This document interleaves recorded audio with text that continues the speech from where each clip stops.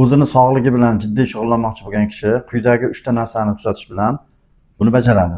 Birinchisi badan tarbiya bilan, ikkinchisi ovqatlanishni tuzatish bilan, uchinchisi uyquni tuzatish bilan. Bu uchalasi sog'lom turmush tarzini 90% dan oshiq qismini tashkil qiladi.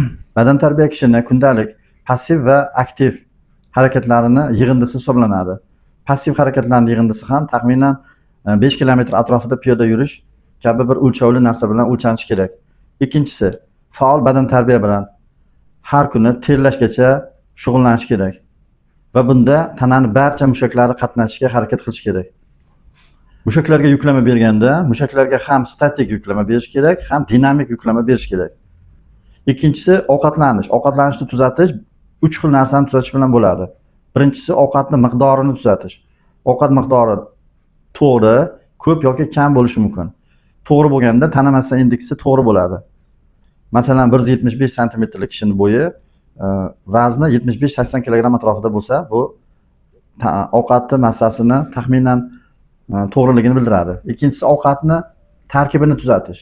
Tarkibini tuzatish uni tarkibidagi oqsillar, yog'lar, uglevodlarni, vitamin va boshqa ovqatning oziqlilik darajasini mutanosibligini bildiradi. Uchinchisi ovqatning rejimini tuzatish. Ya'ni necha mahal ovqatlanish, nima ovqatlar bilan nima ovqatlarni qo'shib yeyish, ularning orasidagi vaqtlar, kunning qaysi vaqtida ovqatlanish bo'lgan masalalar. Uchinchisi uyqu.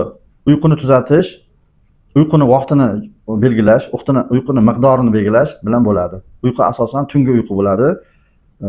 Kechaning eng qorong'u fazasida uyqu paytida bo'lish kerak. Bu bioritmga ham kuchli ta'sir qiladi.